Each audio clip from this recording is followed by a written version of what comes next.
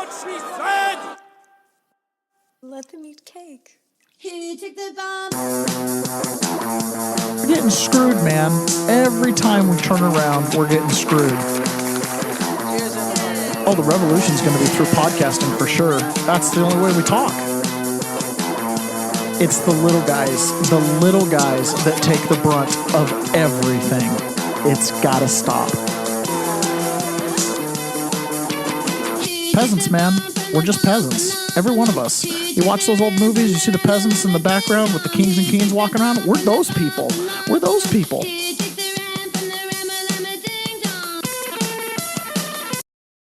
Good morning, peasants. We get the right screen in the end. Yeah, I got it. Every one of us. You watch the old movies, you see the peasants in the back. Yeah, it's when I go to get the pop-out chat, I have to silence it really quick.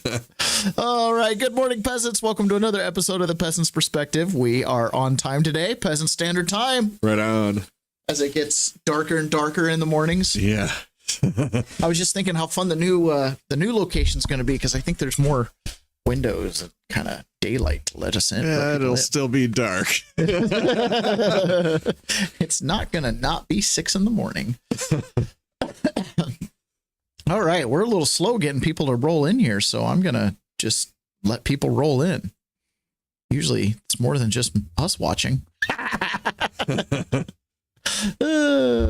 Debbie B says good morning. Debbie Taylor. B, good morning. Good morning on YouTube. Hey, I got not so great news today. Uh-oh. So the man, the myth, the legend himself, Robert Redford, passed away. Well, oh, yeah. really? Robert Redford, the big screen charmer, once turned Oscar-winning director whose hit movies often helped America make sense of itself and who, off-screen, evangelized for environmental causes and fostered the Sundance-centered independent film movement, died early Tuesday morning in his home in Utah. He was 89 years old. Wow. I'm gonna miss that guy. Yeah. He made some good movies. He really did. Oh, yeah. Are there any bad movies he made?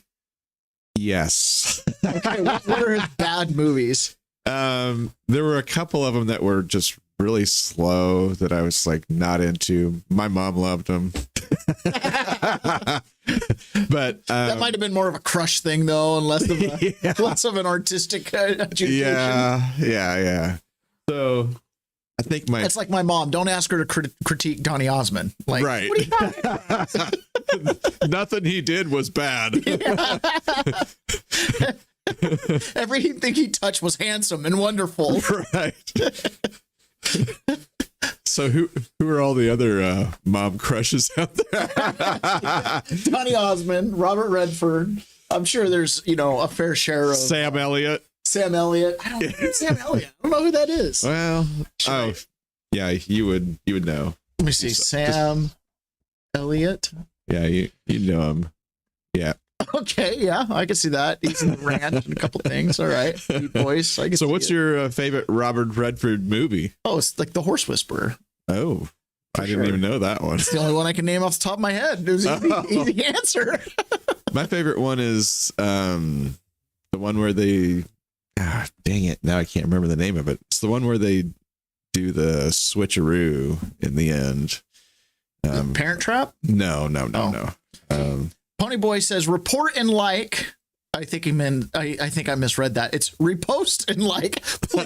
Please don't report the show. Okay? We're not ready for that.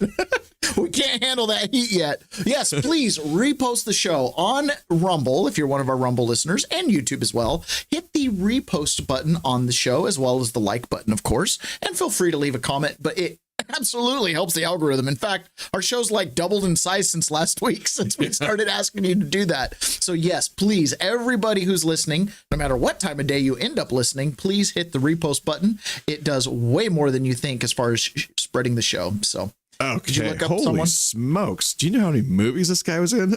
Robert Redford? Jeez. Oh my gosh. So I was just looked up Robert Redford movies to try to like jog my memory, and it's like, holy smokes, I'm like having to search through this list. So the movie I was thinking of was The Sting. Okay. But probably his most famous movie is The Natural. Okay. So that's my guess. I've heard of both those movies. Oh, really? Yeah. Yeah, they're both Very good. Do you want to know something really sad? I started, so you're right. We have a big TV in our room. It's a TV from the old office, right? Ended up in our room. Some people don't like to have TVs in their room. I do. So got the TV in there, and at night we'll put on a show after we're all wind down, right? And kids are in bed. We'll put on a show to just kind of chill out. And my wife and I have very different tastes in TV. Like, I'm a Game of Thrones kind of person. She can't do it. Can't watch it, right? It's not happening.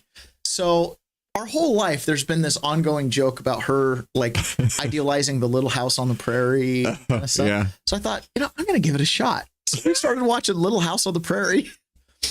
There's a lot of anxiety in those shows, man. The plot is so simple, but because of the time frame where they're at, they can't fix anything right away. Everything has to wait till tomorrow. And it's like, oh my gosh, a phone call or a text message would resolve the entire movie. You know what I mean? It's like, exactly. Instead, I got to wait for him to go tomorrow to apologize for something. And oh my gosh, it's just something else.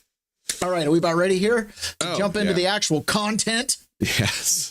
All right, let's go ahead and listen to this is Lydia. I think it's Lydia Lee. She was on the Harris campaign. She was one of the big fundraiser bundlers. And right as Kamala Harris ended, right, she came out and she's like, oh, yeah, they were not very good. And the polling was bad. And it's like she kind of got her moment in the sun when she kind of came out as Kamala Harris bad. Now, my understanding is she's still a Democrat, but she's now untethered and she's able to actually say something. So she's on Newsmax, which I think it's funny. Newsmax gets a lot of really good commentators, but they're the ones that have been scorned, right? So she's someone who's been scorned by the Uniparty. So now she's on Newsmax, but she makes a good comment about the difference between when, say, for example, George Floyd died and Charlie Kirk died. Probably from break room. Yeah. The roles had been reversed. We would have had Antifa 2.0. Cities would be on fire. They burned down my street 5 years ago. They would have done that. And they're the ones accusing conservatives of hate. They're the ones whose words have turned into bullets. They're the ones why a 1-year-old and a 3-year-old no longer have their daddy. How do you explain that to a child, that their father is no longer going to come home because somebody happened to disagree with what he was saying? It's just completely incomprehensible to me. And conservatives from around the world, and it's not just the United States, we see in the United Kingdom as well, across Europe, across the globe, people are coming together in prayer, not pitchforks. And that is a fundamental difference between the left and conservatives. If the roles had been reversed, we would have had. Say that again. It's prayer, not pitchforks. I feel like that was a dig at us. Do you want to know something funny? In my trial, officer, I can't remember, his name is irrelevant because he's an irrelevant person. But in my trial, the officer that I did not interact with, I had no interaction with this person. Like, I got caught off in the distance on his body camera as I kind of followed him up the stairs. Okay. Followed being loosely used. I don't know that I was following him. Okay. Either way. Yeah. I asked him, did you and I interact? But and he said no. And I was like, well, why are you here? Right. But the reason he was there, he cried on the stand and everything. But in his testimony, he's like, the crowd was so big and I was afraid. And somebody at some point smacked him on the head with something because he had some blood that just a small little, little bit of blood. Right. And, he was violently injured and he was afraid for his life. And then he goes, the crowd had pitchforks. And I remember thinking, I didn't see any pitchforks. I mean, it's not implausible that somebody brought a pitchfork. You know what I mean? I haven't seen one yet. I was like, why do I have a feeling you were prepped? Because this was the Peasants Perspective podcast. This was like, just in case he pulls out his podcast, we'll be like, the pitchforks, Anyways, pretty silly. Yeah. Okay, so basically, yes, the reaction to Charlie Kirk's death has been completely different. And then what happened to the previous death under, say, George Floyd or Breonna Taylor, any number of these people who've had an unfortunate end. Hearts and prayers go out to all of those people and their families. However, we're experiencing something different in America that even I, last week when this happened, did not see coming. Did not see this coming. And I'm both very excited about the fact that we're now getting some unity on the right. I kind of did see a little bit of this coming, and that's why I made that statement that I did about how this is going to expose people, their reaction to this and this is exactly what's happening. Yes, it's exposed them, and there's been action taken. And the biggest thing is the calls for unity have not been coming from the right. It's been coming from the left, like, please unify, right? Let's tone down the rhetoric. However, just like any other good Machiavellian story, there's a cause and effect that happens here. So on one hand, and I need to be completely transparent as a peasant, and some people do not like that I have these opinions because I'm not really a team player when it comes to party politics in this regard, right? I'm concerned about the peasant. I'm concerned about how this affects us. With my much older hat, looking back at 9/11 and seeing the Patriot Act and the onset from that, we can look back and we can kind of dissect it and go, we went wrong here. And the reality is the entire premise was wrong. Yes. So I want to be cautious as we're moving forward now because things are happening. I want to make sure we're not loading the gun that's going to be aimed at us again in the future. You know, the Patriot Act was meant to go after Haji. If they'd have called it the Haji Act, right, it probably wouldn't have passed. But we call it the Patriot Act. Well, coincidentally, it ultimately gets used against patriots. Yeah. Right. I mean, one man's patriot is another man's terrorist. Yes. And so it becomes kind of like this interesting little word game they play there. This is Tulsi Gabbard, and she's talking about James Clapper, talking in his book about the creation of the intelligence that led to the war in Iraq. And we need to see a pattern here. Oh, boy. We have to see the pattern. A trend in some of the biggest intelligence failures around politicized intelligence. And I'll just give this one example because it goes back to the creation of this organization that I lead, ODNI. James Clapper was an intelligence community leader during the time before our country went to war with Iraq. James Clapper wrote in his book about how Dick Cheney was telling the intelligence community, I need you to come up with intelligence, basically that will just create the narrative for us to go to war with Iraq, that will give Colin Powell what he needed to go to bring to the UN as evidence of weapons of mass destruction, of evidence that Saddam Hussein is colluding with Al-Qaeda. Okay. They're creating evidence. Right. So did you see the co-host sigh? Yeah. He was like, yeah. So you create evidence to go into Iraq. So fast forward a couple of years and they're like, well, let's just create evidence and create this Russiagate thing. I mean, this is what we do.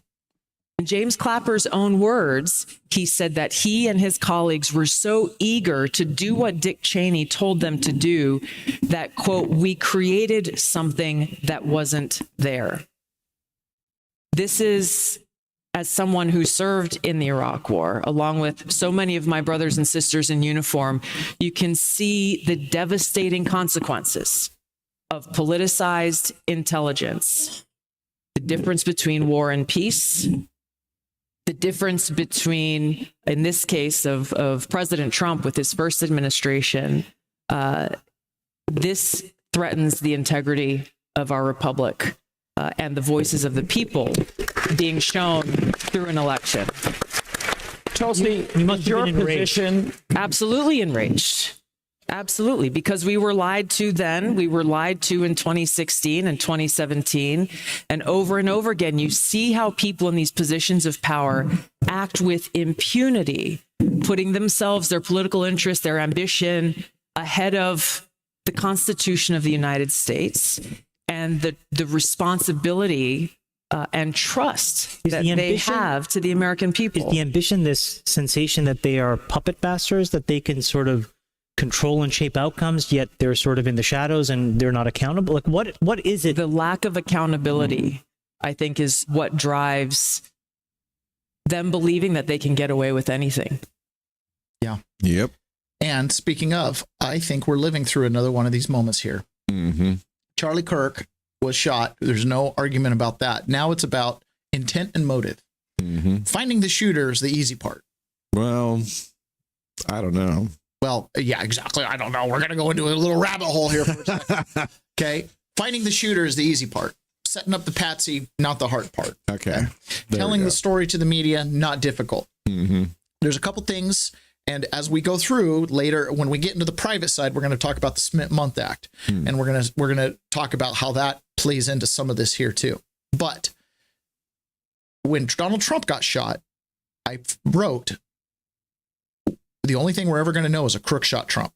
We still haven't heard about his foreign cell phones, his multiple cell phones with the foreign chat apps on it. We don't know who he was working with. Haven't heard from his parents. I mean, we put some Michigan parents away to jail that had a child shooter, but Trump's shooter that's still living at home, we can't even look at the parents, right? Communicating on a Discord server with who knows who. Who knows who knows what, right? So we're in that spot where we know a crook shot Trump. We really don't know anything else. Nothing. This Ryan Ruth thing. They're making him look to be like a really good guy that just went off his rocker, crazy man. Right. The reality is he's like recruiting people for Ukraine and Pakistan and Afghanistan, and none of that happens without CIA contractor involvement. Well, and the most recent thing I heard about him was, I think, early or late last night, and it just sounded crazy. He's representing himself, and I think he's doing the create so many errors in my case that it gets overturned on appeal situation. That's my opinion. And again, having been through the system, I know people who have schemed up those opinions. And now, what's your percentage chance that Tyler shot the fatal shot? I don't know. I mean, 80%, 50%. There's questions about second shooters and drones and things like that. I did see a video with the drone. You're not going to unconvince me of that one. See, everything that came out the day of is fresh. The shooting, the different shots, seeing the drone in the sky. Over time, that stuff can be curated and edited, and we might not see some of those things. So gather up the information you have now, because the story is going to set in. Iraq has yellow cake. It only took us 20 years to work that one out, right? It took us 20 years to figure out that they weren't doing anything with those aluminum tubes. Well, okay? Dave Chappelle figured it out a little quicker. Yeah, exactly. It took a little while. So there's people who are figured out. So this is Mr. Webb. He's in Salt Lake. Now, this is someone who, if you're a long time listener of the show, this is someone who's kind of like an intelligence open source operator, right? He goes and does a lot of this research. He's been all over the place. I remember playing a video of him sitting on a boat in the Indian Ocean one time talking about COVID. Okay.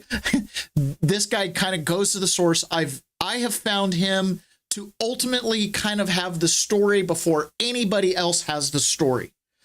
I'm going to share with you peasants today something about this Tyler Robinson situation, and I'm going to show you public statements that are hooks and tie-ins that you're going to see from people who do know, but have a vested interest in selling you a story. So we are going to get what I call the dog poop and the brownies situation. Here's some brownies, Ron. They're delicious. The ingredients are awesome. Oh, wow. These are amazing brownies. But there's just a little piece of dog poop. What? Do you want to eat the brownies? Probably not, right? No. Are they mixed in all throughout, or is it just over in the corner? There's just a little bit of dog poop in this brownie. There are people that we love that are pitching a story right now that has just a little bit of dog poop in it. Okay? And we're going to talk about that little bit of dog poop in that story here when we get done listening to how Ken tells this. Now, for a reminder for context, because we're not going to play the video, the day after this happened, or the day that Tyler Robinson was identified, InfoWars, to my knowledge, was the first ones to identify him and get a deep dive and get all of his pictures online and all of his social media accounts. They're the ones who told us he was queer. They're the ones who told us he was living with a transgender person, right? They're the ones who kind of put that all together, and they were accurate in that. One of the other things they said was that this guy's crazy smart. He's top 1 percentile. He's like 99% on the SAT, 99% in all the different categories, super high, got a scholarship, but yet suddenly he dropped out of college and now he's down at Dixie College doing electrical, learning how to wire up HVAC units or something, right? So one of the smartest students in the entire state of Utah is at a trade school, maybe, or there's something else going on here. Okay, hello everybody, George Webb. Tyler Robinson, all the different universities. We've just completed a tour of all the different ROTC. You may have seen the ROTC pictures. It's not trans. The actual people talking in the trans group are not trans. They're actually ROTC members. That's their cover. Trans is their cover. Okay. So just so you're aware, in the military, there's been a large movement of gays. Okay. It's like a thing. Back in the day, we'd show a couple pictures of the puppy squad. You know what I'm talking about? No. Basically, it's service members that are gay. Okay. And they do, like, they dress up as, they just got their thing. It's like their own little kink thing going on. And it's actually a problem. Okay. Because it used to be don't ask and don't be gay. And then it was don't ask, don't tell. And now it's just all out in the open. And so there's been quite a few leaders and officers and things who've been caught up in kind of really compromising situations of their own making. So what he's saying here is this ROTC chat room that we're all hearing about, the tranny thing, is a cover for this chat room. It gets even more nefarious. So this one, University of Utah, is an Air Force. Utah State up in Logan was an Air Force. You can see the Capitol behind me over here, right? And then the Mormon Conference Center behind me. So both of those are Air Force, Utah and Utah State, as well as the other university in Provo, UVU, where the shooting was. And it looks like, from the data we've gathered, you see the pictures of him with the Iraq or the Mujahideen scarf, and him looking much more stronger, kind of like Crooks. You know, he's filled out now in these later ROTC pictures, and they're really trying to push the trans thing now, but it's not really flying. Everybody's seeing him for the events, the ROTC events that he was attending. So on the left, they're trying to say this Tyler Robinson was a right winger. He was a groiper, because there's pictures of him doing ROTC things online.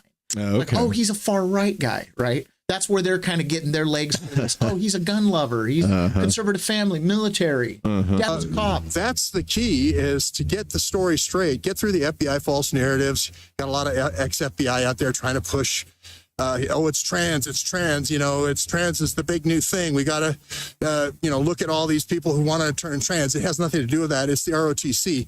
Now, all these up here are Air Force, right? Utah State, UVU, they're all Air Force. And the one down where we were on the 10th, kind of closing in, where was the FBI that day? They were back over in Provo, weren't they? We were in St. George. They were in Provo, right? Anyway, just a little reminder. But he went back to the Army. It looks like he didn't like the Air Force program for some reason. He went back to the Army program in St. George. And that's where you blow shit up. And I hate to say it, but he wants to blow shit up. All the metadata we have from his group down there is blowing shit up. And all the metadata we have up here is sort of like the Air Force stick. This is sort of like, oh, hey, we're all, above it all, we're in the Air Force. But down there, it's blowing shit up. And so we see him at a lot of these Army ROTC events later on, not early on, later on. The whole Dixie Tech is a cover. He's not learning how to wire doorbells. He's a 99th percentile AP calculus, a top recruit for the intel agencies. So he's arraigned tomorrow. He's a top recruit for the intel agencies participating in ROTC programs, not at Dixie College. That's a cover. You already have a cover that was easily debunked, but they're still rolling with it.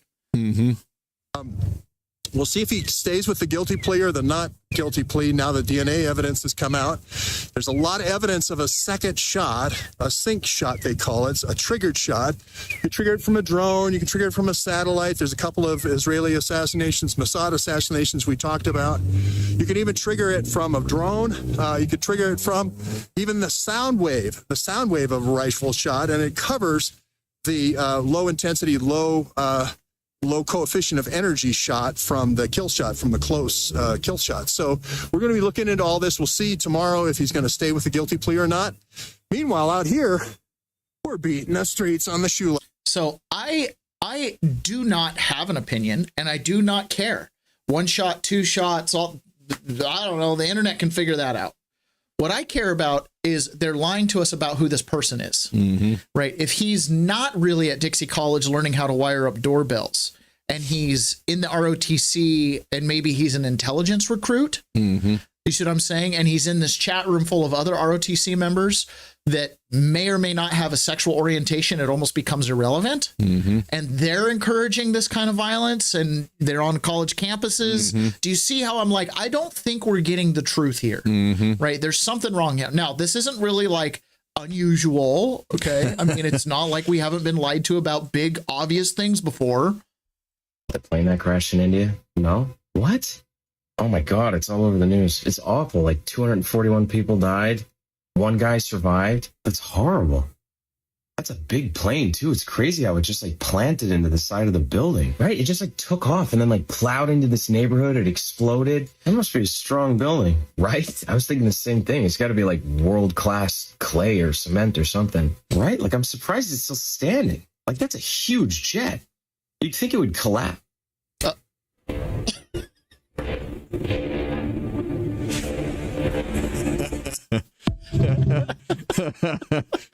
So, for those of you that are the audio listeners, there was a jet a couple months ago that crashed into a building in India, and the jet is still intact. And so is the building. And so is the building. And it's like, what happened to the Pentagon? So, again, it's not like they haven't lied to our faces before. Now, I want to point something out. Not everything means something, but some things sure do. This is Donald Trump talking about going after this shooter and his networks and his online, and this camera angle, because of this tie-in with the military, okay, zooms in on Pete Hegseth, and notice his body language is different.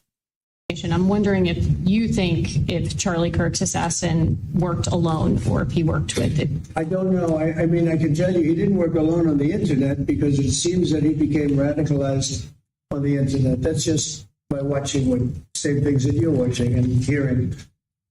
It looks like he became radicalized over the internet, and it seems like his wonderful parents born in a wonderful neighborhood, smart guy, great boards, great marks, great student. And then something happened to him over a fairly short period of time. Looks like he was radicalized over the internet, and it's radicalized on the left. He's a left. Mm-hmm. A lot of problems with the left, and they get protected.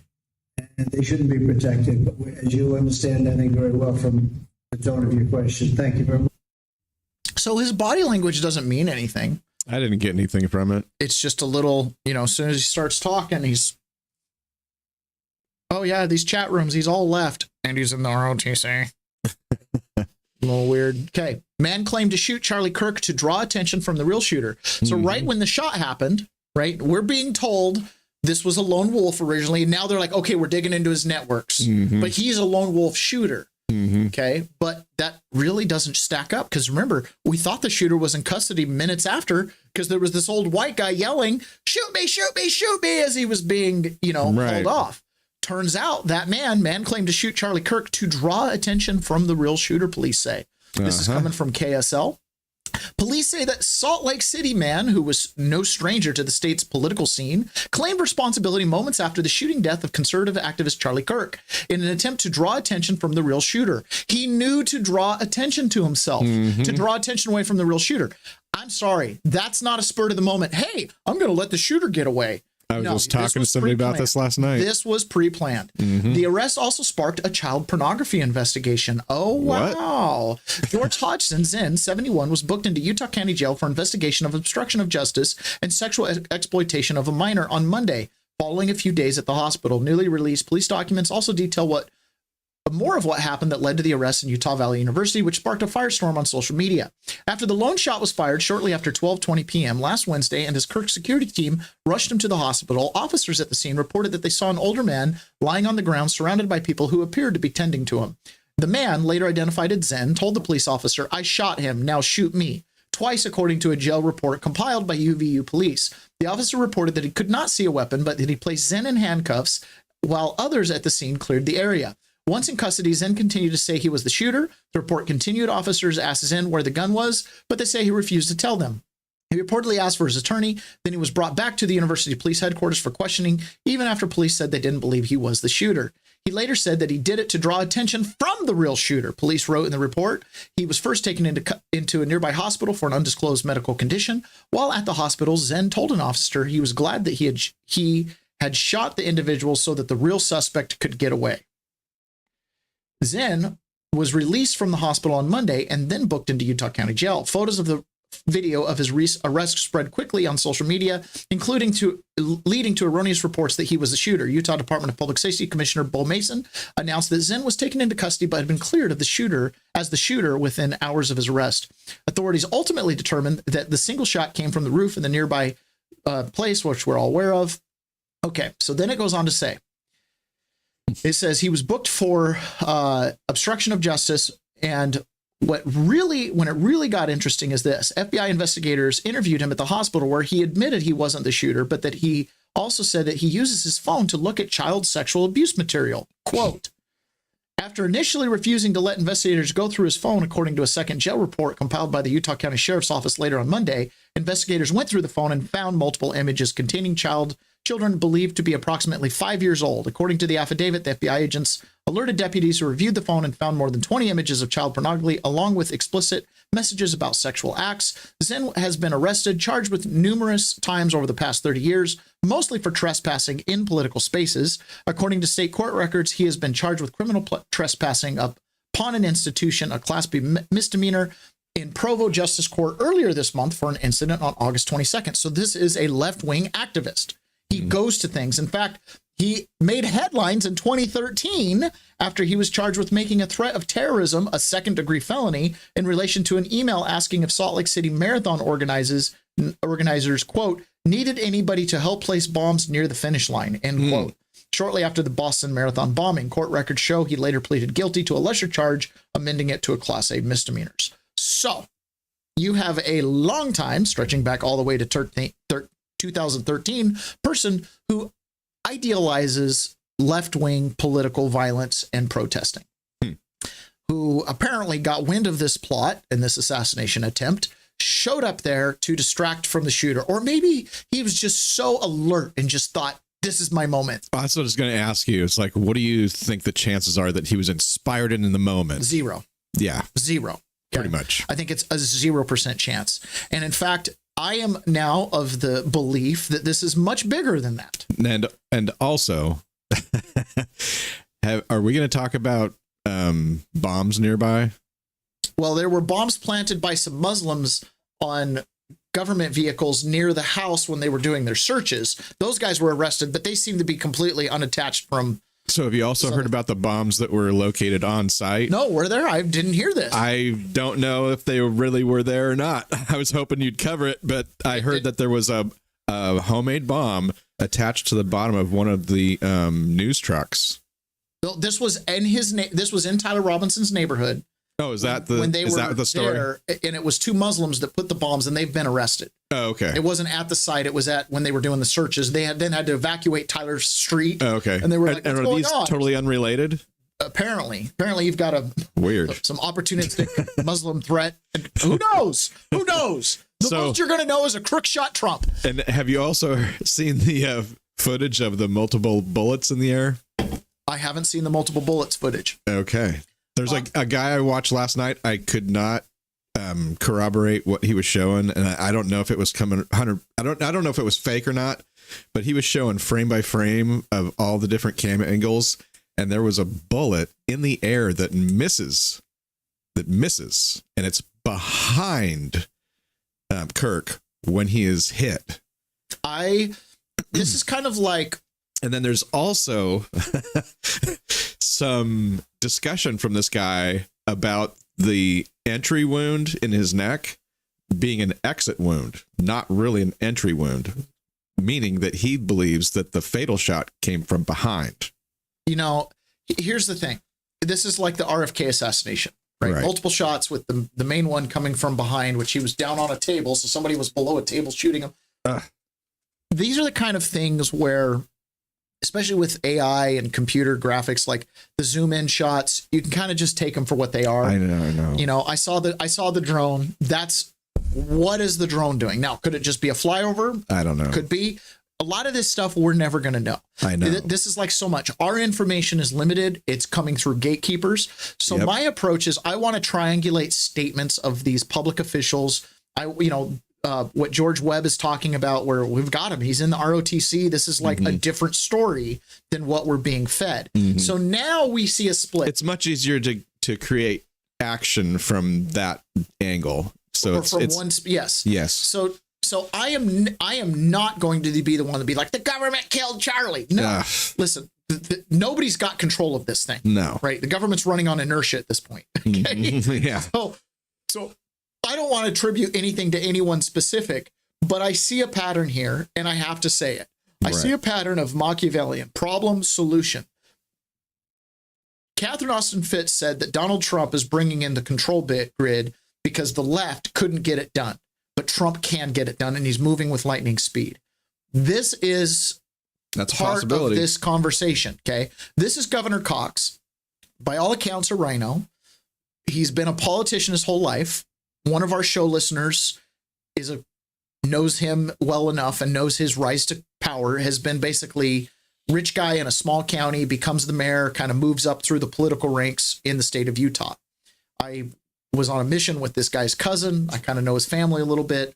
He's also last year when Charlie Kirk called for him to be removed and expelled from the Republican Party because he was pushing transgender stuff. And here he is with a murder, with a narrative that this is some transgender sympathetic person, right? And so now this is Governor Cox being like, we have to get to the bottom of this. So you, Governor Cox, a year plus ago, basically shoved down the throats of parents in Utah that you had to respect pronouns and respect the transgenders. But now your tune is changing a little bit when you actually have to, live with the fruits of your actions. I want to ask you about something you said on Friday. You said, quote, there was a radicalization that happened in a fairly short amount of time. How was the suspect? Every single thing these guys are quoting, someone like Governor Cox, listen to the quote, a radicalization in a short amount of time. I'm a grandparent. Oh, I don't want my grandkids to be radicalized in a short amount of time. What power can I give to the government to prevent that from happening? How quickly did it happen?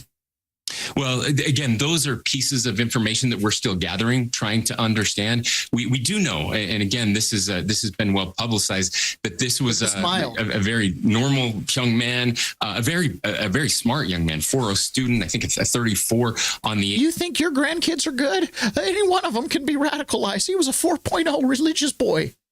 He could be anybody. Went to my alma mater, Utah State University, but was only there for a very short amount of time. I dropped out after less than one semester, and it seemed to happen kind of after that. After he had moved back to the southern part of Utah. Clearly, there was a lot of gaming going on. Friends that have confirmed that there was kind of that deep dark internet, the Reddit culture, and these other dark places, the uncensorable places, internet where this person was going deep, and you saw that on the casings. I think I didn't have any idea what those inscriptions, many of those inscriptions even meant, but they are certainly the memification that is happening in our society today. He got all the talking points. Deep dark web, memification, happened rapidly. He was an ordinary good boy. This could happen to anyone. Yeah, we'll have to wrap up next Tuesday. Yeah, so we got to do something about this, right? That's what I hear when I listen to Cox. And of course, yes, it's reported by the news. Free Beacon, FBI investigating social media accounts that appeared to indicate foreknowledge of Kirk assassination. And where are they going? A combination of X, Discord, TikTok, all the fun places where the cool kids hang out. Okay. All the fun places where the cool kids hang out, where they can't control. They're coming in there. Here you've got New York Post kind of saying the same thing. FBI probing possible extended network that aided and abetted suspect Charlie Kirk shooter Tyler Robinson. Well, of course, you had somebody that was there that was willing to take the rap. He was willing to get shot for it. Shoot me now. He was begging. Oh, we shot the killer. It's over. Story's over, folks. Yeah. I'm actually surprised that Tyler Robinson is alive, but. Well, yeah. And, he was turned in by his family, allegedly, and he claimed to do the shooting. Now, again, the gun they told us is not this gun. This is the shooter's gun, but it's not the shooter's gun. He allegedly put this gun in his pant leg, and we saw the video of him walking down the road, but I don't know where the box came from. I mean, this is literally like a box from the store that the gun came in without its packing foam, right? Wrapped in a towel. And he was jumping off the roof. Debbie B mentions, who shot the video of Robinson jumping from the roof? They zoom in, they move the camera angle to follow him. Where was it shot from? A higher roof? Yeah, as if somebody was shooting it. I think it was actually a security camera, and I think they can kind of do that post frame. Those things have such a wide angle, they can zoom in on portions. I think. Again, I don't think we're being told hardly anything that's really true out of this, right? I trust the initial videos that were going viral more than I trust stuff being released weeks later by the FBI. Absolutely. By the FBI. And some of this, like this guns thing, even Steve Bannon's like, they're telling me he dropped the gun off the roof. Where's the video of him dropping a gun off the roof? Nope. Oh, it's in his backpack. Right, because a 37-inch gun fits in a 17-inch backpack. Right? It's like, oh, he took the barrel off. And he had Allen wrenches with him because this isn't exactly a collapsible. You see this gun. It's a bolt action. Yeah. Like to take the barrel off, you got to like unscrew it. And then good luck thinking you're on target, putting it back together. I would love to see them do a demonstration in court. Yeah. And you take the scope off, take the barrel off, reassemble it, and pull off a 200-yard bullseye shot. Right. And then disassemble, run off the building, reassemble, put back in the bushes, put back in a box. Yeah. None of it's believable. I hate these topics. Yes. Because I feel like I'm dancing on Charlie Kirk's grave. Yes. And I'm not. This was wrong, what happened to him. But equally is I don't want to go to a 20-year war with Iraq because you lied to me about yellow cake. Right. I don't want to have you, this is my fear, is they're going to blow up the internet. Mm-hmm. That every corner of the internet's going to have some Fed search algorithm, telling the FBI what I'm talking about. Yeah. Right? I got nothing to hide, but, I'd like to share financial data with the people without thinking it could be leveraged somehow. You know what I'm saying? Like data based. That's what they're pushing for here. They're pushing for coming after your internet. I don't see it as any different. Now, here's Steve Bannon, who I believe, again, I don't believe, these guys are getting like briefing updates daily from Cash Patel or the FBI, but like anybody who's really in the news cycle and is following all this stuff and kind of knows government's MO, okay? Steve Bannon points something out here about how they're going after the networks, right? So Trump's like, we're going after the billionaires. They're talking about they're looking at up to 30 accounts right now that are connected to Tyler's. Here's where Steve Bannon drops the tie-in to George Webb. And this is where it's the little things they say that make the connection work. And that's where this is why we want to put our attention. And this is what we want to have clear eyes about, because I think the military aspect is going to be whitewashed. Have the first level of the Antifa and the transgender radicals are the kind of the foot soldiers, right? Then they have a second level. You're going to be shocked. That second level is made up of what's infiltrated the military. No, that's it right there.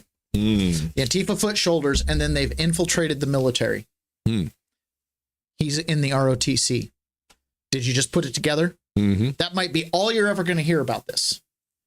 But Bannon, these Antifa guys like Crowder have been studying this for a long time.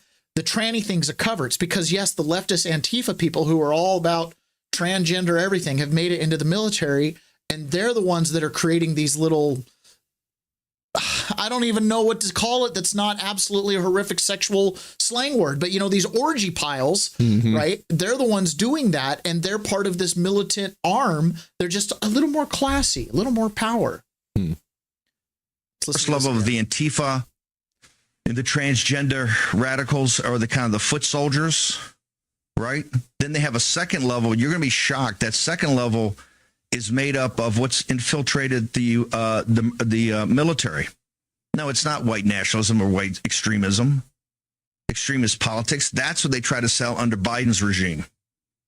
You have members of the military that are radicalized. You've seen this in some of the posts about Charlie Kirk, but you have many that are in there deep that are training and working. You heard Tage Gill that are working with Antifa and training Antifa. And then you have the top level, and that's the people that are trying to destroy this country, the financiers in the networks of globalist financiers and others that are using this to foment a civil war here in the United States of America. I think the president today is talking about calling another national emergency in Washington about ICE.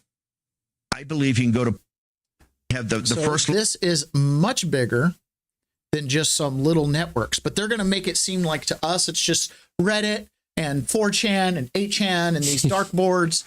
You have a problem. This got into your military. You can monitor those guys. They're under contract, right? You can do something about those guys, but instead you're probably going to come and rage a campaign against my rights and my freedom of speech in lieu of actually being honest about what's happening inside of our United States military. You have military members training Antifa thugs, right? You know how big a deal they made up of the fact that you had ex-military guys involved with January 6th? And they didn't do any training, by the way. They just happened to be ex-military. You know, they made a big deal about that kind of stuff. So these military guys training Antifa, who are openly hostile towards the United States, how is that not an act of treason or sedition or something like that? Right? Now, the reason I'm super nervous about this is because the right people who have power are incensed and are dedicated to taking this out, taking this left agitator problem out, right? So this is Stephen Miller talking in the Oval Office about the last message Charlie Kirk sent him, which was to root out these leftist extremist groups.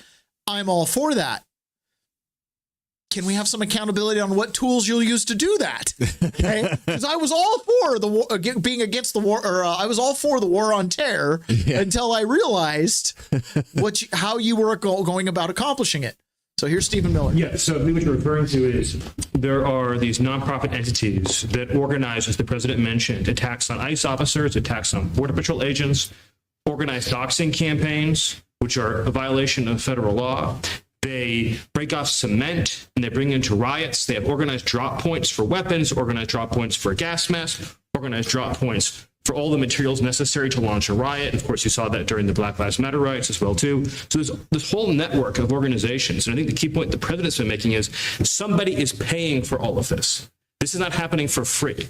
And so under the president's direction, the attorney general is going to find out who is paying for it, and they will now be criminally liable for paying for violence. I think that's great. What you're referring to. I think that there are these nonprofit entities that organize, as the president mentioned, attacks. Is these deep state actors are going to be like, yes, let's take your righteous anger and let's pass the Charlie Kirk Act, which says 4chan and 8chan are banned, or monitor, or hosted on a CIA server. You know what I mean? Like, where's the? I feel like there's a cloaked dagger somewhere in this. Yeah. And here's why I feel that too. Pam Bondi is making me kind of nervous. Okay, Pam Bondi's got two quotes we're going to play today. There's this one, and there's another one which we'll play in a little bit when it's a little bit more relevant. But notice how she's being very aggressive about going after this predetermined targeted group, which again, I think they need to go after. So I'm being honest here about my bias is, yeah, I want you to go after and take out Antifa.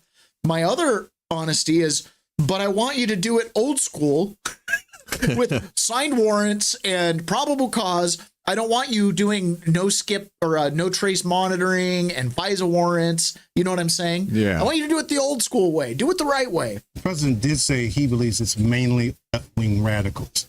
But as you mentioned, this mansion being set afire. We had the house for the state of Minnesota killed along the house. We had the state senator wounded along with his wife. It's clearly not just one side, is it? And in the state speaker's house, I believe they said supporters of Governor Walz. People are all over the board, who are doing this. The president did say he believes it's mainly the left media absolutely wants these radicals to be both sides. It's both sides, right? It's both sides. It's not. Yeah. It's not. Hello. Okay, like it's not. The guy who burnt down Shapiro's house, pro-Palestinian. The guy who took out the politicians in Minnesota, appointed by Walz supporter. Had some personal beef with those people, right?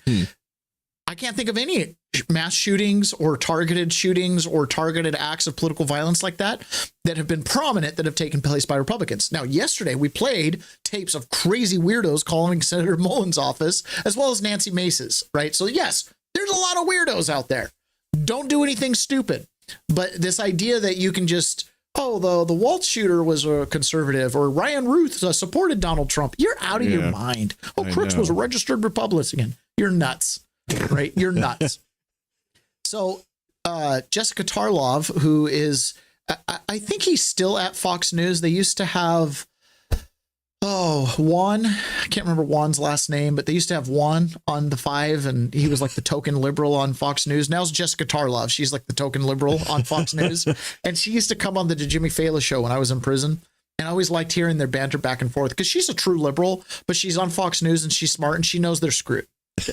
Like at one point she was like, I was crying because I just don't think Biden can win. And now we have Harris. And Jimmy Fallon was like, come on, she's not going to win, right? He was like, well, we have a better chance than yesterday, So this is Jessica Tarlov going off with Greg Gutfeld, and this is going to be the theme going forward in the show, right? Or today's episode, at least, is time for unity is over. So on one hand, I'm super excited about what is to come, but on the other hand, I'm terrified about what could come. Yeah. If there is evidence that he was a leftist, and Cash talked this morning about this note that doesn't exist anymore, but through our aggressive interview posture, we know exactly what it said. They're going to have to do better than that for people to take it from the president and people who are supporting him in this, that this is a they problem, that the left came out and they took out Charlie Kirk. Now, it may absolutely be the case, but we know that Tyler Robinson was raised in a close-knit conservative family. We know it was a big gun culture family. The grandma said something like, we don't even know any liberals.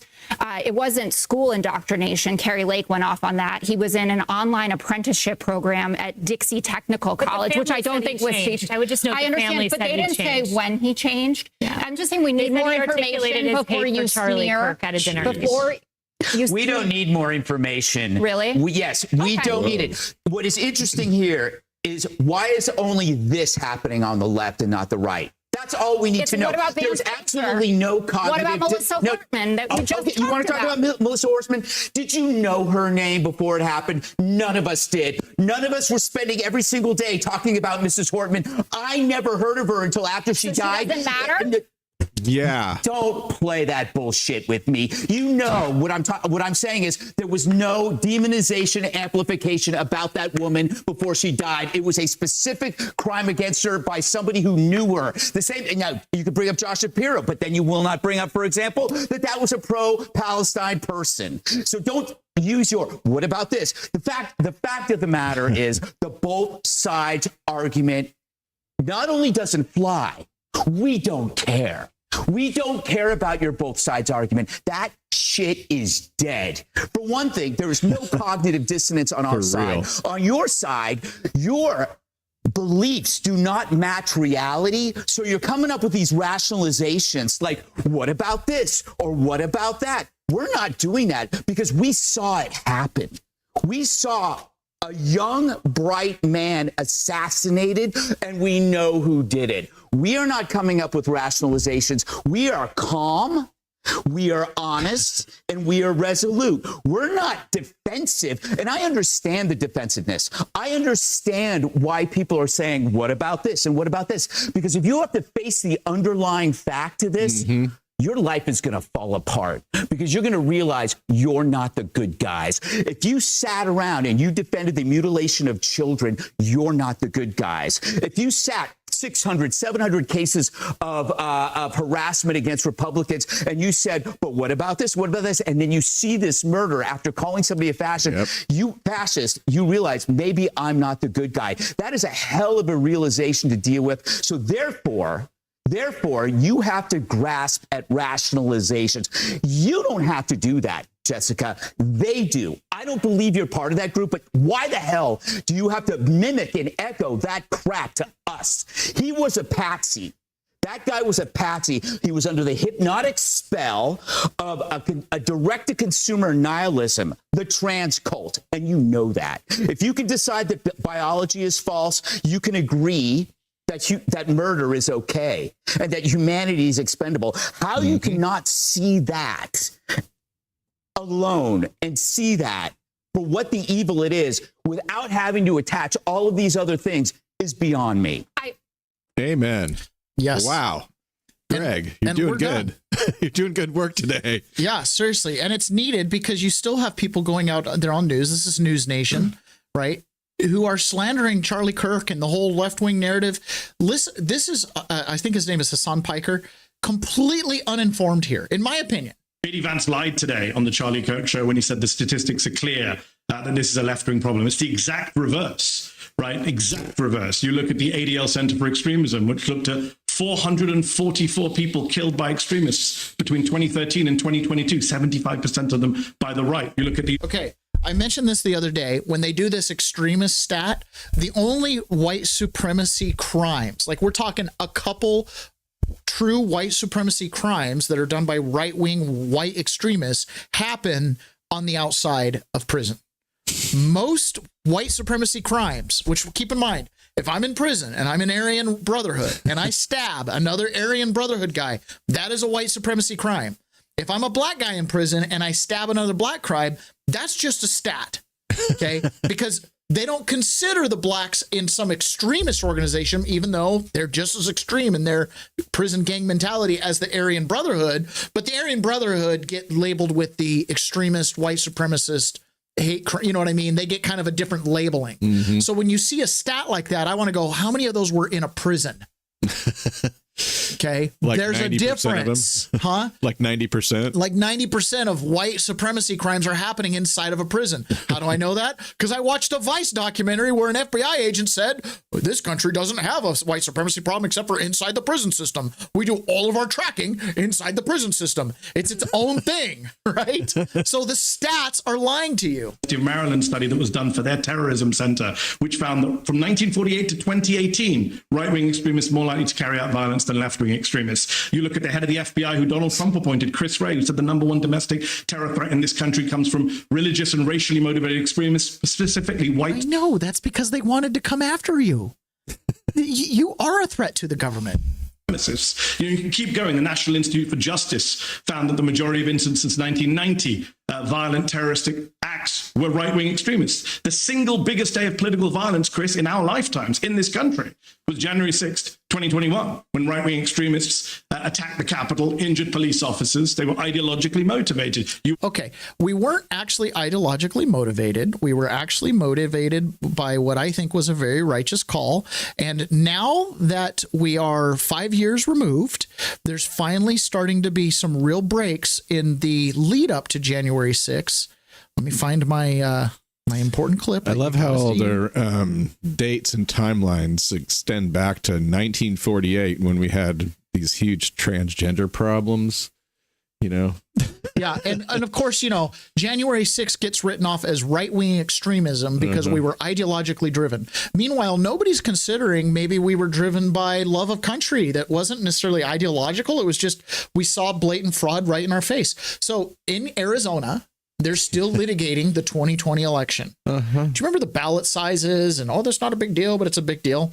Well, apparently in court, the whole Arizona election went off without a hitch is becoming a little bit of a problem because under oath now they've said it was an outright fraud. Listen to this kind of court narrative here and testimony of what's going on. So again, when this guy's out here like January 6th was right-wing extremism or witness for the prosecution for Carrie Lake, this is the smoking gun to the entire court case. Is there any way, in your opinion, for a 19-inch ballot image to be projected on a 20-inch ballot by accident? No, sir. Can a 19-inch image be projected on a 20-inch ballot? He was looking at a PDF. That was the evidence that he looked at yesterday, was 19-inch images projected on a 20-inch ballot. You've heard previous testimony. Were you here for Mr. Jarrett's testimony? Yes, sir, I was. And did you hear Mr. Jarrett testify that in the November 2022 general election, a 20-inch ballot was used? Yes, sir, I did. Would a 19-inch ballot image projected on a 20-inch piece of paper used in the election in Maricopa for November 2022 have when it was placed into one of these vote center tabulators? It would cause it to be rejected. Prosecution is saying that would cause a paper jam and an error, a misread ballot. This is what goes to the intent. Could it have been done by accident? Well, because you're dealing with more than one vote reader, it would have to be done by accident, say bump against the printer, as they said, across 30 different locations, which didn't happen. Why not? Because the settings and the configurations and the procedures that are used cannot allow that. These are not a bump up against the printer and the settings change. There are security configurations.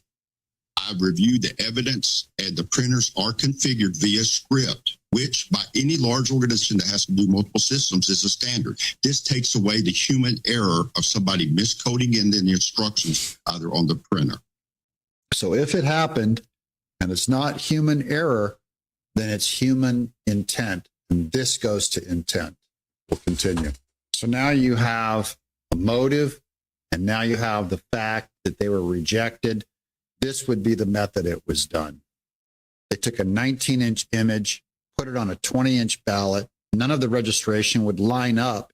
And they stole your country expert witness. And a couple people went to the Capitol on January 6th to let their voices be heard. Mm-hmm. But no, we're right-wing extremists, totally motivated by ideology and myths and story tales and fairy tales. And, you know, we don't know what gender, we don't know what's in our pants. Like, we're completely disconnected from reality, right? Just a bunch of MAGA weirdos. No, clearly not. Total difference, right? So when Greg Gutfeld points out there's a difference, there is a difference. And here's the other thing. The left, totally uneducated when it comes to civics and how our country's supposed to run. Like, and this is no more present than the whole due process argument. Well, these citizens are, these illegal immigrants are entitled to due process. They need a trial by jury to determine if they're here illegally, right? To them, due process means trial by jury. Due process just means the process which you're due. As in, hey, are you here legally? Yeah. All right. Can I see your ID card? That's your due process. Oh, I don't have my ID card. Okay. Well, then you have to leave. I've just given you the process you're due, right? Equal process, equal due process under the law. Whatever the law says, that's the due process. Check IDs, check whatever. It has nothing to do with court cases and all that kind of stuff. Well, there's also a misunderstanding of things like freedom of speech. You see, conservatives understand this intuitively. You have freedom of speech, but it's not always a good idea to exercise it.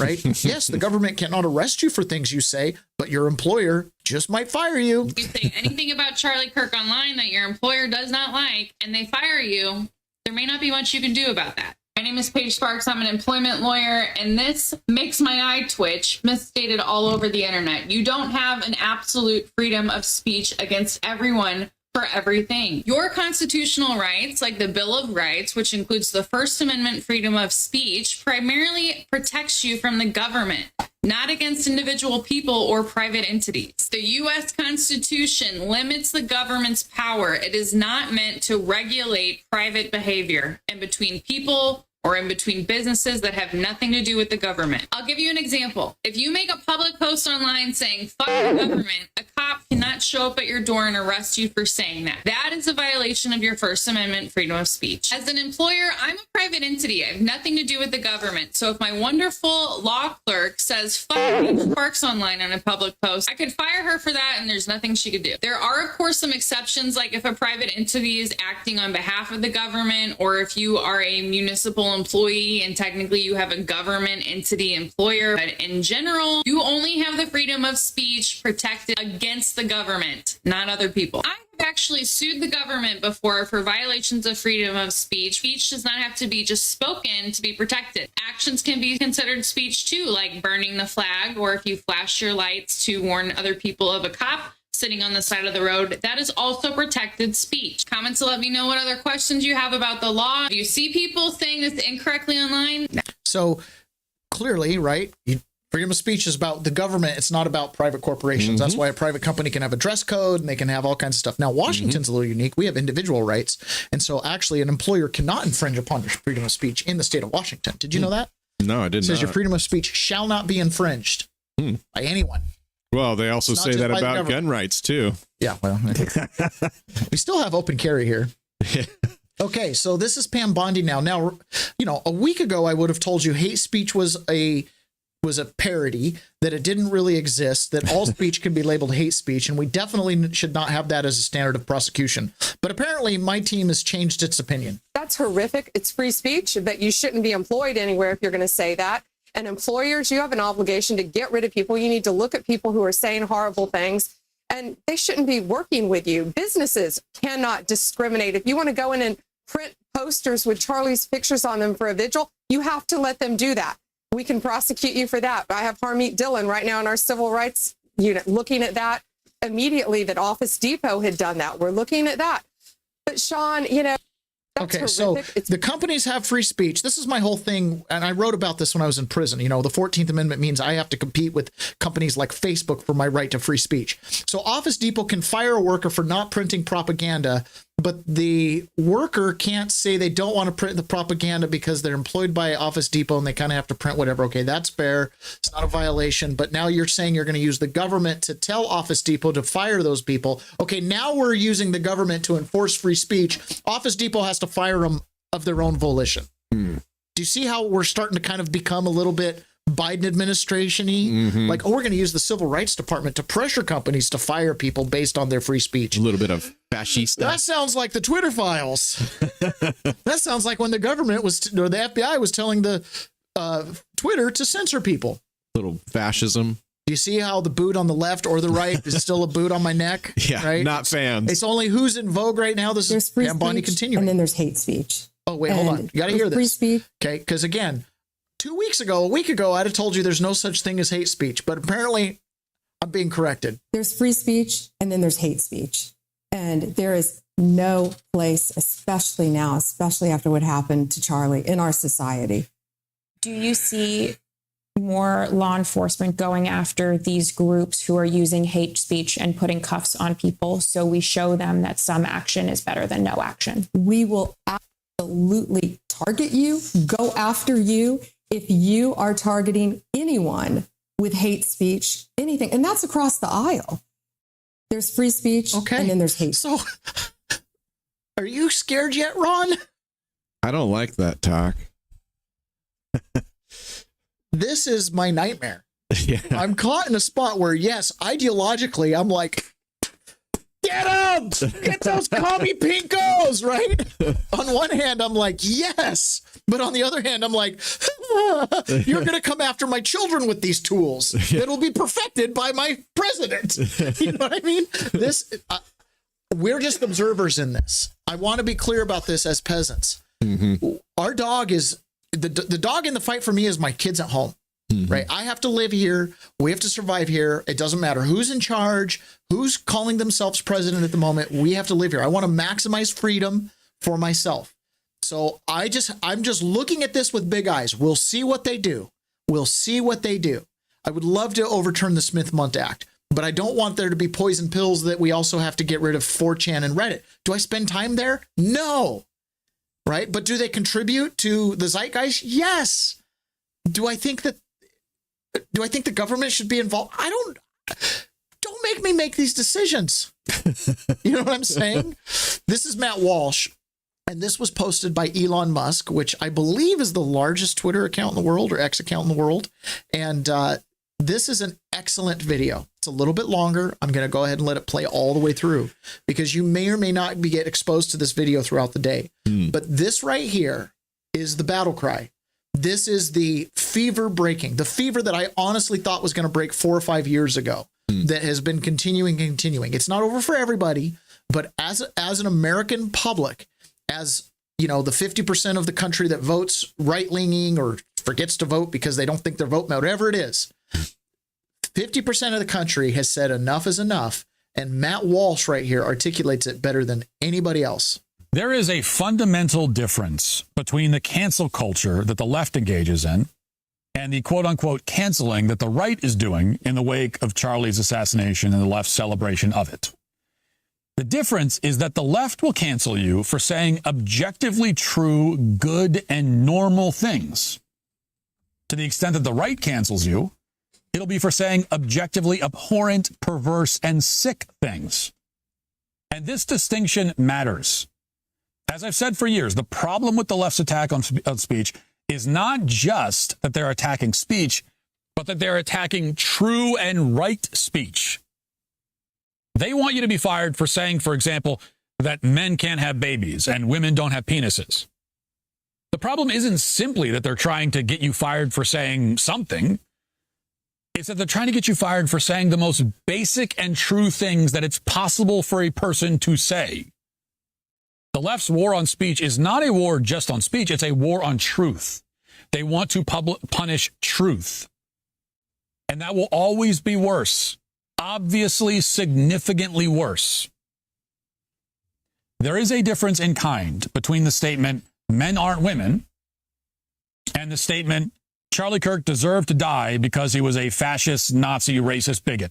What's the difference? Well, the first statement is the most obviously true thing that anyone can ever say.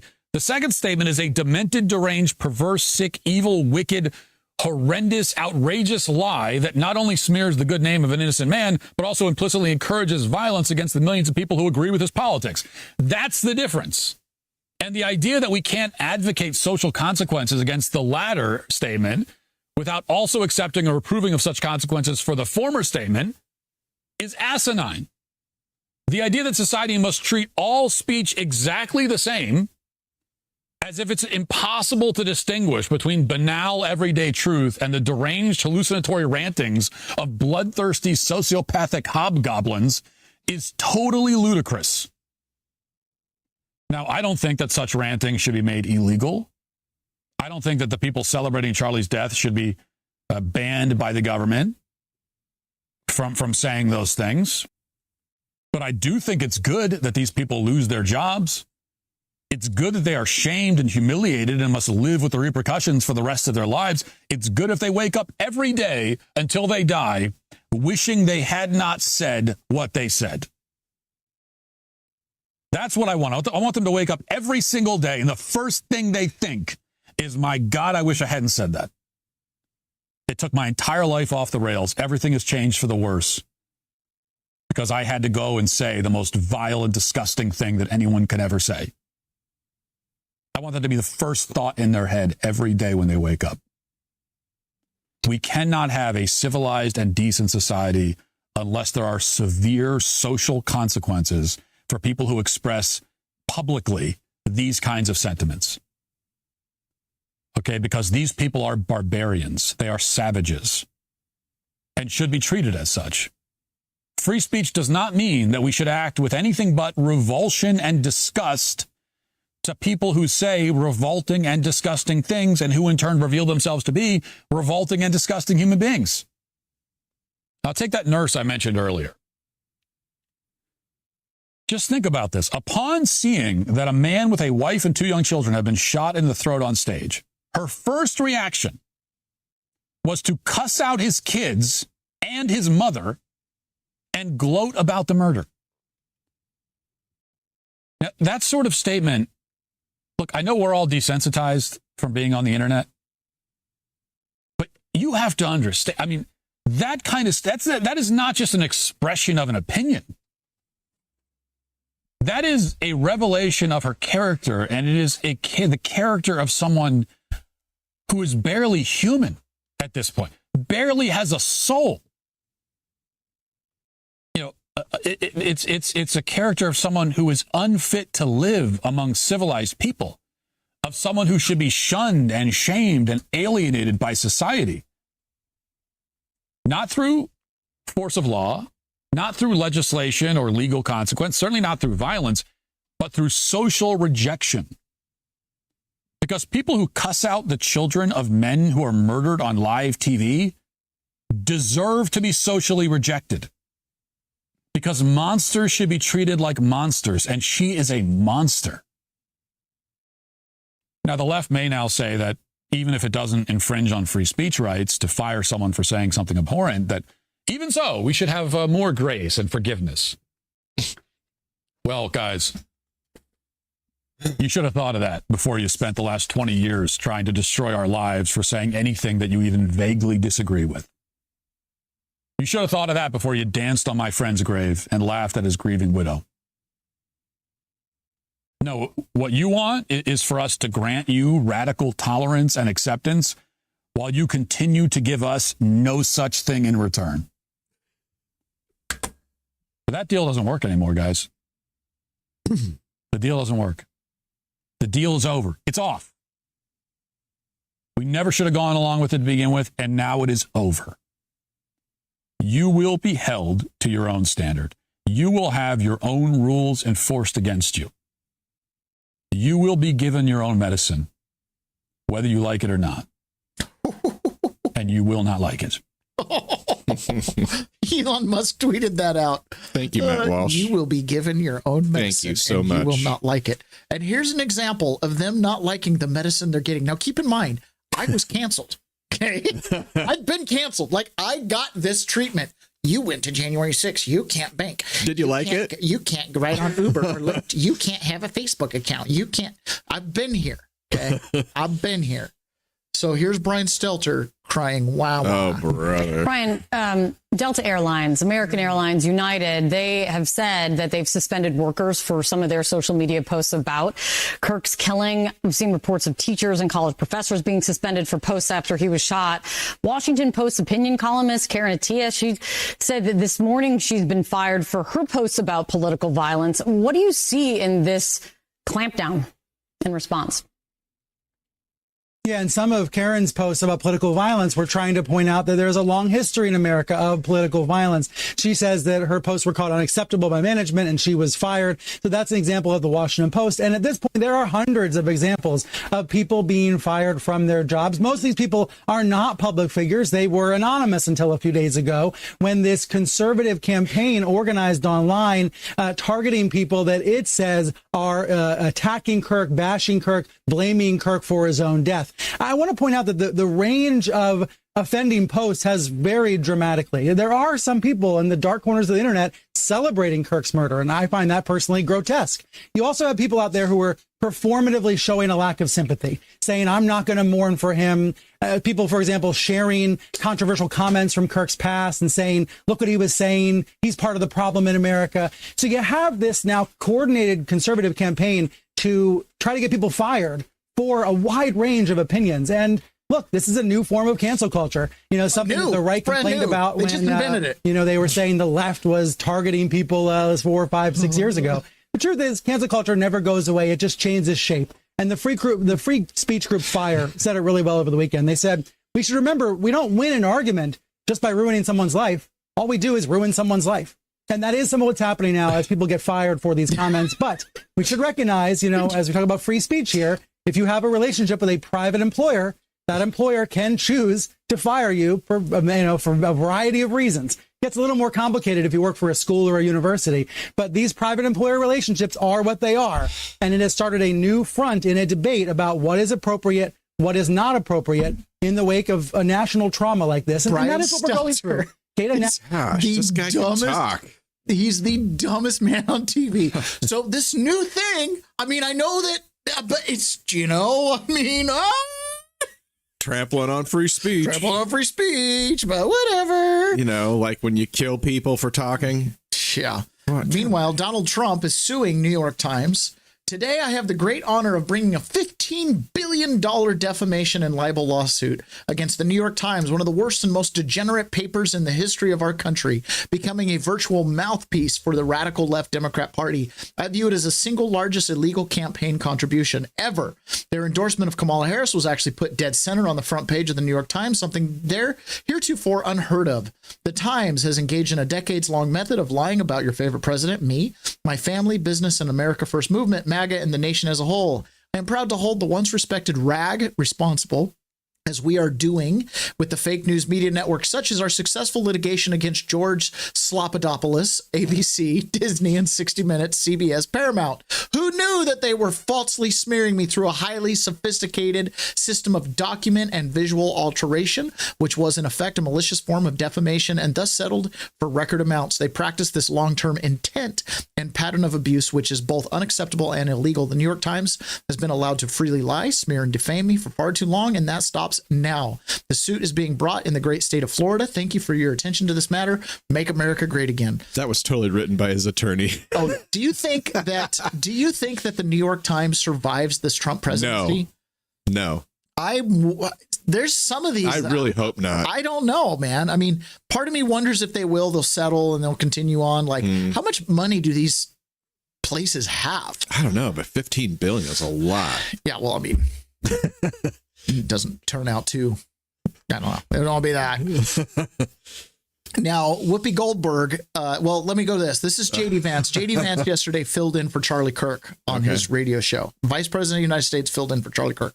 Now, the merging of public and public service, and usually there's like pretty wild. But again, you heard what Stephen Miller said inside the Oval Office about Charlie Kirk saying, take down the left-wing networks. We know this guy's a part of some left-wing network. It probably touches the military. Here's JD Vance saying there will be no unity. Don't even call for it. There is no unity with people who scream at children over their parents' politics. There is no unity with someone who lies about what Charlie Kirk said in order to excuse his murder. There is no unity with someone who harasses an innocent family the day after the father of that family lost a dear friend. There is no unity with the people who celebrate Charlie Kirk's assassination. And there is no unity with the people who fund these articles, who pay the salaries of these terrorist sympathizers, who argue that Charlie Kirk, a loving husband and father, deserved a shot to the neck because he spoke words with which they disagree. Did you know that the George Soros Open Society Foundation and the Ford Foundation, the groups who funded that disgusting article justifying Charlie's death, do you know they benefit from generous tax treatment? They are literally subsidized by you and me, the American taxpayer. And how do they reward us? By setting fire to the house built by the American family over 250 years. I'm desperate for our country to be united in condemnation of the actions and the ideas that killed my friend. I want it so badly that I will tell you a difficult truth. We can only have it with people who acknowledge that political violence is unacceptable, and when we work to dismantle the institutions that promote violence and terrorism in our own country. Yeah. That does not sound like a administration that's just going to roll over and pull a Lankford and just be like, well, you just need some unity, Katie Britt, right? Really? Even Whoopi Goldberg gets it. Even Whoopi Goldberg gets it.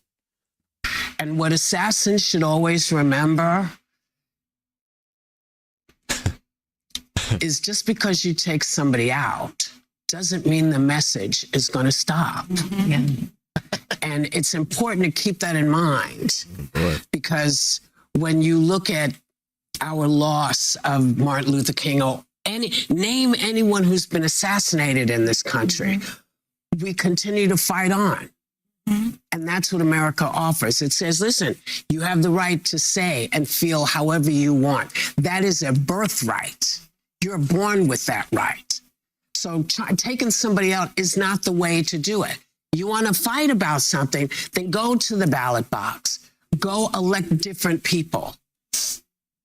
Killing people doesn't do anything except make it a horrible world for their children. We'll be right back. Yeah. Why couldn't you say that 5 years ago? Yeah, Jeez, what's wrong with you? And by the way, Whoopi, there will be no unity. You're right. You guys made it worse. Yeah. Whatever you had going on before was a lot of tolerance. There was a lot of, okay, you guys are really annoying. We'll keep our trap shut. I'll call you she, they, whatever. Now it's like, no. Sorry. No. You're deluded. Sorry. No. The answer is no. I'm sorry. The answer is no. Those of you that are parents, you've been down this road before. Yeah. I want to say yes. I say yes all the time. And then one day you're like, no. That's where we're at. Yep. No, you don't get your delusion. No, you don't get to have your cake and eat it too. No, you don't just get to blame the right for everything the left does. No, there is no unity. I'm scared. Why am I scared? I'm scared not for today. I'm scared for the future. This is the precipice of civil war. Because I can see Governor Cox being like, he was radicalized quickly. It was all online. You know what that does? That opens the door to, you're all potential terrorists, and we need to monitor everything you're putting in on your phone. You could all get radical real quick. You could all be radicalized in a short amount of time, no matter how good you are. See what I'm saying? I don't like it.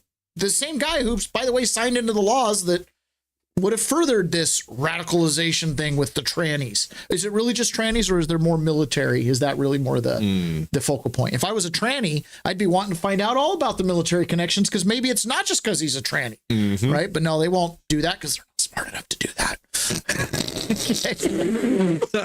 Come on. They'll spend all their time worrying about where they're going to get their next hormonal dose or whatever. I don't know. All right. Last thing before we head over to private. When we head over to private, we're going to be talking about the Smith-Mundt Act. Then we're going to be listening to two separate Supreme Court justices talk about their opinion on political violence these days and just how difficult things are. Sotomayor and Amy Coney Barrett will be gracing us on the airwaves. But before we go, for one final thing, this is Mark Ruffalo, the Hulk himself, talking about how bad off the Democrat Party is. Now, again, there's a lot of people that think the Democrats are going to have a good run at 2026 at the midterms. That's a possibility. But I think that they're a little more dead than the online TV pundits give them credit. The online TV pundits kind of take for granted the existence of the party, right? That it just exists. And there is a lot of inertia on the Democrat end, but they don't have any leadership. These guys won't even endorse Mamdani.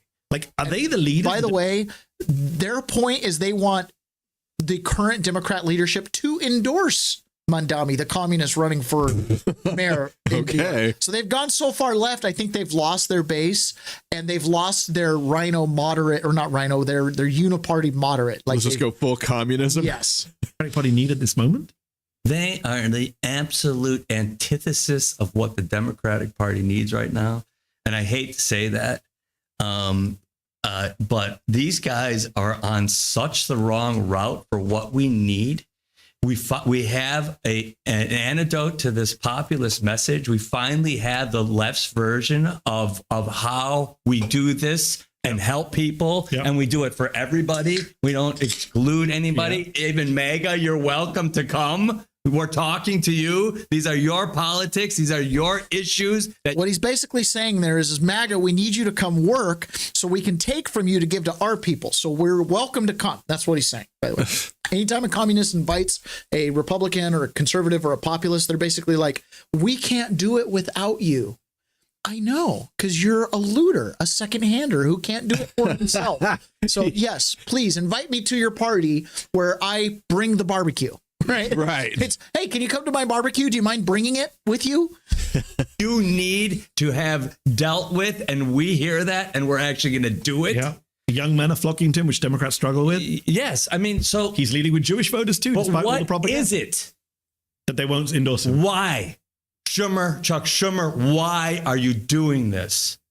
Hakeem Jeffries, why are you doing this? You are... Do you think it's the donors? It's the donor class. And their own cowardice? Once. What's crazy is the donor class are the ones that ultimately fund these Antifa punks. Right? So maybe they're being a little reserved because they know what's coming. I don't know. It started with Citizens United. You talk to any politician, they'll tell you they spend 3/4 of their time on the phone. They hate fundraising. They hate it. And they spend all of their time on the phone raising funds, okay? And it's not like us when we give our money. We give our $2,000. We're not calling them every day like, what the hell are you doing? These people throw in their $1 million, $500,000, $100,000 into a pack, and they own that. They got Chuck Schumer's cell phone, okay? Yeah. They own it. His flip phone. The leader of the Democrats doesn't have a smartphone. I think the world's just left that behind now. You know, Chuck is a sweet guy, and I've known him for a long time, and he's done good things. But it's time for him to go. But they're not up to the moment. They're not up to the moment. That's the key point. We're like facing fascism. We are facing fascism, and they're acting like this is just another. I got to write a sternly worded letter. Sternly worded letter. Yeah, they need the Hulk. They need the Hulk. They need something. Yeah. Okay. I find it hilarious because I think like Ruffalo, he's a smart guy, right? I don't presume he's dumb by any means, but I'm just like, what's your worldview? Mm-hmm. Like, what's your worldview that? Can't we get to communism already? Yeah, can you just openly be there? We need MAGA. Of course you do. Everybody needs MAGA. That's the point. And once we realize our value proposition in this whole thing. All right, guys, that's it for the public side today. We are jumping over to the private Rumble Premium. Please join us there. You got another ad-free experience today. Not You're really sure. welcome. We were planning on doing ads hard. We were going to hit you guys with ad after ad. But apparently we just slammed right through the show. So thank you for joining. Please do not forget to hit the retweet button or the repost button if you're listening to us on Rumble. And I can see all of you guys on there. It helps us out a lot. It is the best thing you can do for us. So please repost this, hit the like button, and make a comment in the chat and in the comment on the video if you so choose. And if you're a listener on Rumble and haven't made a comment, please go into the chat and make a comment. We're halfway through the month and I still need a couple chatters to meet my monthly goal. So appreciate you guys joining us today. Thank you so much. Don't forget to visit leftbehindandwithout.org and peasantsperspective.com and 1776live.us. We're going to be talking about the Smith-Mundt Act in private, and we're going to be hearing from some Supreme Court justices. So we'll talk to you in